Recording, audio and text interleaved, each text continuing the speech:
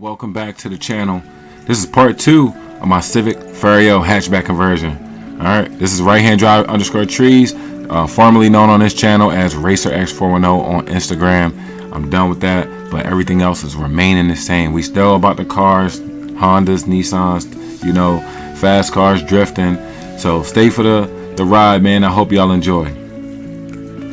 So where we left off on part 1, this is a recap.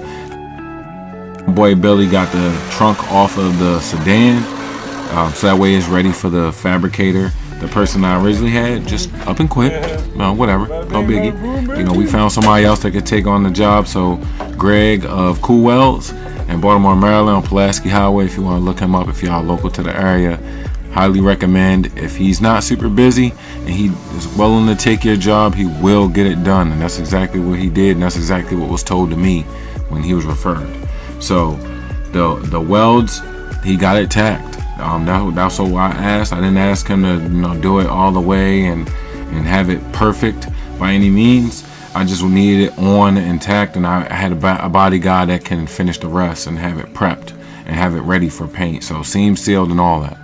So underneath the rear bumper support, where normally the USDM cars have that bumper bar, the JDM cars do not, but that channel he butted inside of the sedan's channel because they're smaller, they're a little bit skinnier.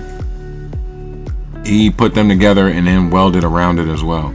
So it's reinforced for sure. They ain't going anywhere. But the right side really couldn't get it perfect, and that's okay. But I'm still happy with the outcome. You know, it's a different size body, so those dimensions aren't going to be perfect with the body lines. On the inside, he put this bar, and it's also on the gas door side, so that bar is reinforced with the chassis. The deck lid that had the speakers there, that he reinforced as well, and then the two parts of the cars that meet together, he reinforced and welded along the entire length. So the outside is now ready. The inside is just remaining to be prepped. The last, minor step there to get it prepped and then get the cage welded in. And then, get the drivetrain situated. That'll be kind of last because some of the interior is going to change because it's going to be all-wheel drive. So some of this seat lid I'm going to have to cut up. But I'd like to get some paint suggestions from everybody. Drop it in the comments. Let me know your thoughts. I'm looking for dark reds or blues, and then a wrap over the top of that with a livery. So if you got a suggestion, drop it in the comments, man. Otherwise, appreciate y'all. Like the video, comment, and then subscribe. All right, peace.